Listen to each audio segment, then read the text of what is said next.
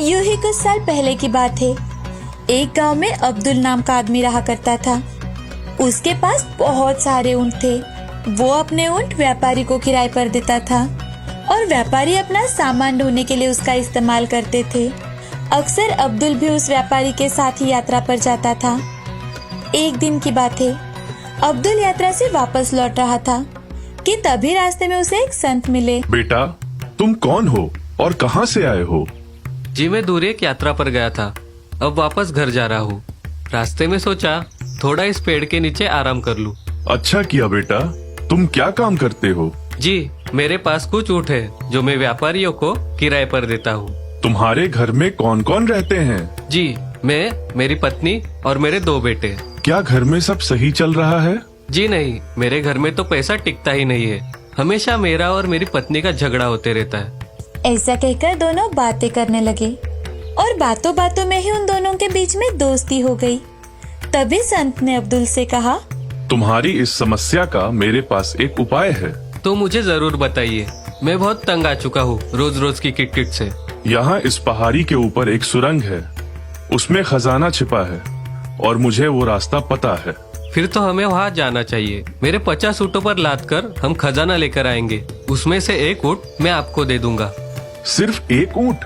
तुम कुछ कंजूसी नहीं कर रहे हो? अगर तुम मुझे अपने आधे ऊँट दोगे तभी तुम्हें मैं उस खजाने तक पहुँचाऊंगा। अब संत अब्दुल को उस खजाने की ओर लेकर गए। उस सुरंग में घुसते ही अब्दुल की आंखें चमक उठी। उसमें बड़े बड़े सोने के घड़े और ढेर सारा धन था। चलो इसे बोरियों में भर के ऊँट पे रखते हैं। अब्दुल ने जल्दी जल्दी बोरियां भरकर ऊंट पर रखना शुरू कर दिया कि तभी वहाँ पर एक सोने की पतीली में एक लकड़ी की डिब्बी थी जो कि संत ने उठाकर अपने जेब में रख दी। ये देखकर अब्दुल मन ही मन हंसने लगा। इतना सारा धन देखकर अब्दुल के मन में लालच पैदा हो गया और संत को आधे ऊंट देने की बात उसे हजम ही नहीं हो रही थी। तभी अब्दुल संत से, जी आप तो संत है, आपको इस खजाने की क्या जरूरत? और वैसे भी इतने ऊँट आपसे संभाले नहीं जाएंगे।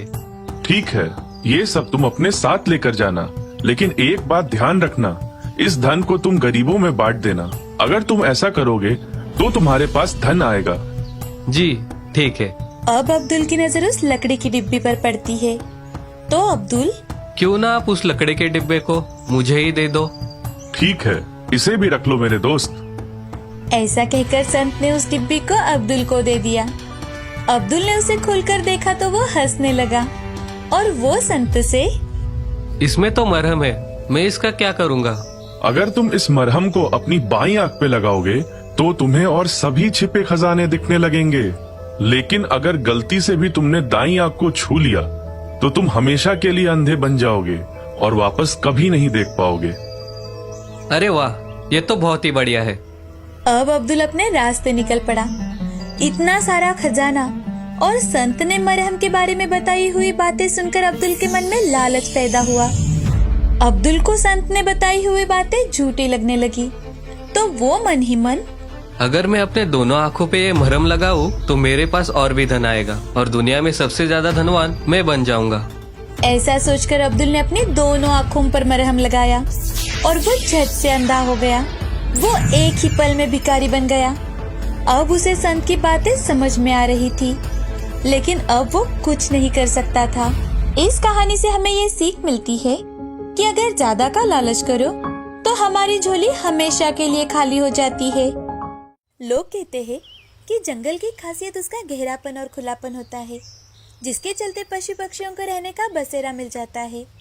एक ऐसा बसेरा जिसमें उन्हें किसी बाहर वाले का डर ना हो। पर चांदनगर के जंगल की बात कुछ और ही थी। वहाँ किसी भी पशु पक्षियों की आवाज नहीं गूंजती थी। पर हाँ, एक चीज के लिए वो जंगल खौफ का ठिकाना बन गया था। वहाँ गया कोई भी इंसान कभी वापस नहीं आता था और जो भी आए वो जल्द ही मृत पाए गए। उसी जंगल पर विचार विमर्श करते हुए वजीर अपने साथी कुंदन से, पता है कुंदन, कल सज्जन सिंह जंगल में गया था, अभी तक वापस नहीं आया। अरे क्या कहोगे अब ऐसे इंसानों के बारे में? किसने कहा था उसे पीकर लोगों से शर्त लगाने को? क्या तुम सही में इस अंधविश्वास को मानते हो कि ये जंगल श्रापित है? कोई पागल ही होगा जो इस बात को नहीं मानेगा। कुंदन वजीर की तरफ देखकर मुस्कुराया। वजीर जानता था कि गांव में बहुत ही कम लोग हैं जो ये मानते थे कि जंगल से लोगों के गायब होने के पीछे और उनके मृत पाए जाने के पीछे कोई अच्छा भी कारण था। तो उसने तय किया कि वो उस जंगल में जाकर इस बात का पता लगाएगा। उसने अपने साथ जाने के लिए कई सारे लोगों से बात की, पर कोई उसके साथ जाने के लिए तैयार नहीं हुआ, कुंदन भी नहीं। तुम्हें साथ नहीं आना तो मत आओ, पर देख लेना मैं इस पहेली को सुलझा कर ही वापस लौटूंगा।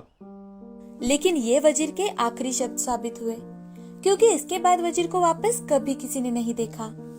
मैंने कहा था भाई तू मत जा, पर तूने मेरी एक ना मानी। अरे कम से कम इस अर्जुन का तो सोच लिया होता। अर्जुन वजीर की एक लौती औलाद थी और अर्जुन का भी वजीर के सिवा कोई नहीं था। इस घटना के बाद कुंदन ने अर्जुन को गोद ले लिया और उससे कहा, अर्जुन, मैं तुम्हारे पिताजी की कमी तो पूरी नहीं कर सकता, पर मुझे तुम अपना चाचा समझ लेना और मेरे घर को अपना घर। तुम्हें यहाँ किसी भी चीज की कोई कमी नहीं होगी बेटा। धन्यवाद कुंदन चाचा, मैं आपका यह एहसान कभी नहीं चुका सकता। उस दिन के बाद अर्जुन कुंदन के घर में रहने लगा।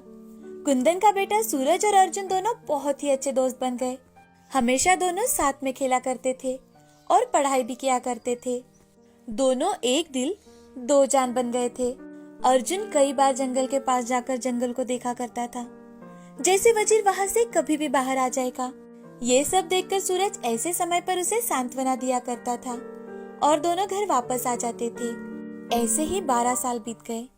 दोनों बच्चे अब युवा बन गए थे। अपना कॉलेज खत्म करके दोनों वापस चंदन नगर आ गए। गांव में मेरे दोनों सपूतों का स्वागत है। धन्यवाद चाचा। धन्यवाद पापा। अर्जुन और सूरज दोनों ने अपनी पढ़ाई साइकोलॉजी में पूरी की थी। इसी पर चर्चा करते हुए सूरज ने कहा, पापा, मैंने बहुत केसेस पढ़े हैं भूत प्रेत पर।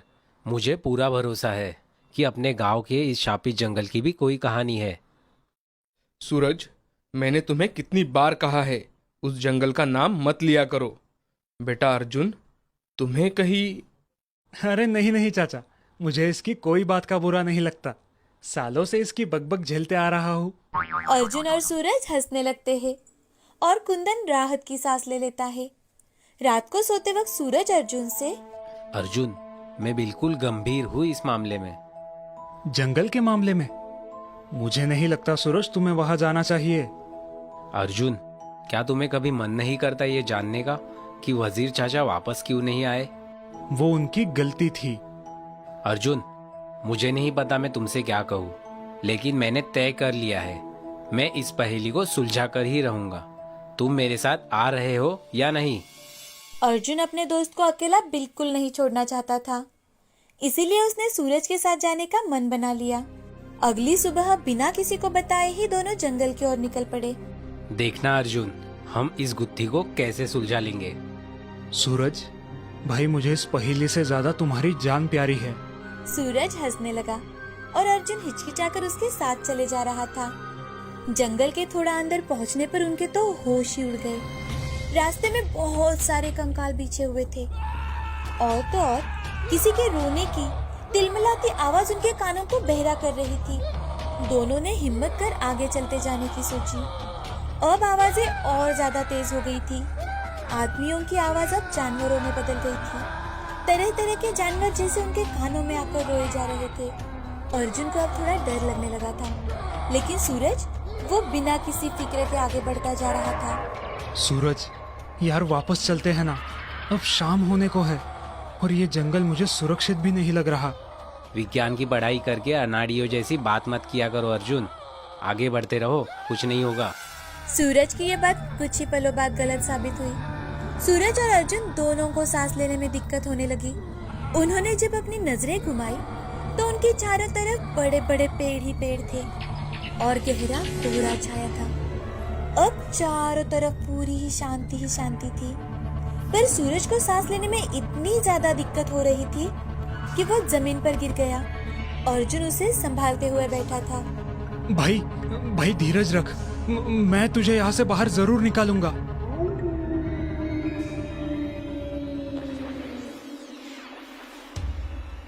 तुम निकालोगे बाहर? खुद की हालत देखी भी है या नहीं? तुम कौन हो?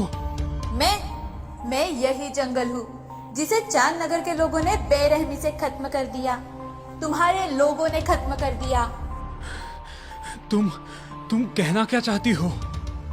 70 साल पहले ये जंगल बहुत से पशु पक्षियों का घर हुआ करता था, जहाँ सभी जानवर संतोष से भरा जीवन व्यतीत करते थे। परंतु जंगल में पाए जाने वाले धातुओं के खातिर तुम्हारे लोगों ने पशुओं की हत्या शुरू कर दी। वे जानते थे कि हम जंगलवासी अपने घर को उजाड़ने नहीं देंगे, और इसीलिए उन्होंने चुन चुन कर सभी जानवरों को बेरहमी से मौत के घाट उतार दिया। यहाँ बहुत सी जगहों पर आग लगा दी। प्रकृति का हिस्सा होकर भी मनुष्य लालच की आंधी में बह गया। कोई नहीं बचा यहाँ, कोई नहीं, ना ही कोयल, ना ही शेर और ना ही मछलियाँ। सभी के मन से उठे दर्द का रूप हूँ मैं।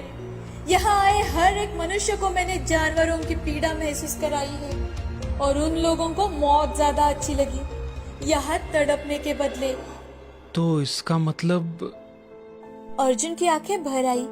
उसे गुजरे सभी लोगों की तथा जानवरों की पीड़ा महसूस हो रही थी, पर वो जानता था कि सूरज को वो अभी भी बचा सकता है। मुक्ति? आप लोगों को मुक्ति कैसे मिल सकती है?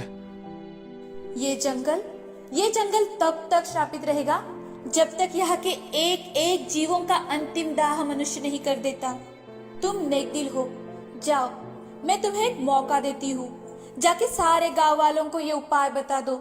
अगर तुम यहाँ से जीवित निकल पाए तो अर्जुन ने तुरंत ही सूरज को कंधे के बल उठाया और दौड़ने लगा। उसे पता था कि एक पल की देरी भी उसके मौत का कारण बन जाएगी। अर्जुन की सांसें फूल रही थी और आंसू बहे जा रहे थे। उसे अब समझ में आ रहा था कि आखिर उसके पिता क्यों कहते थे कि दुनिया का अंत हो सकता है, पर इंसान के जिज्ञासा और लालच का नहीं। अर्जुन के पैर डगमगा रहे थे। चलो बेटा, मैंने तुम्हारी सारी बातें सुन ली थी। इससे यहाँ के मासूम जानों को अगर शांति मिलती है तो हमें यहाँ से जल्द बाहर निकलना होगा और लोगों को ये सारी बातें बतानी होगी। कुंदन चाचा, आप यहाँ कैसे? मैंने एक बार गलती की थी, मेरे दोस्त वजीर को अकेले जाने देने की। अब मैं अपने दोनों बच्चों को खोना नहीं चाहता था। इतना सुनते ही अर्जुन बेहोश हो गया। उसकी आंखें खुलने पर उसने देखा कि वो और सूरज जंगल के बाहर गिरे थे, पर कुंदन उनके साथ नहीं था। बस उसकी कमीज का एक टुकड़ा अर्जुन ने पकड़ रखा था। कुंदन चाचा, आपने ये क्या कर दिया? अर्जुन रोने लगा और उसने बेहोश सूरज की तरफ देखा और कहा, मुझे माफ कर देना दोस्त। इसके बाद अर्जुन उसे उठाकर गांव में ले गया और उसने ये बात सभी गांव वासियों को बताई। बिना किसी देर के ही यज्ञ करवाया गया और सब गांव वाले एक साथ जंगल में घुस गए। वहां जाकर हर एक कंकाल को उन्होंने दफन किया और उनकी आत्मा की शांति की प्रार्थना की। उनमें से कुछ हड्डियां ऐसी भी थी जो जानवरों की थी। वो जानवर एक औरत की हड्डी से लिपटे हुए थे। अर्जुन और सूरज दोनों ने उन्हें प्रणाम किया और उन्हें दफना दिया। अब सभी चांद नगर के लोगों ने वहां खड़े रहकर प्रण लिया कि वे अब कभी भी किसी भी इंसान के लालच के चलते हंसता खेलता जंगल नहीं उजाड़ेंगे।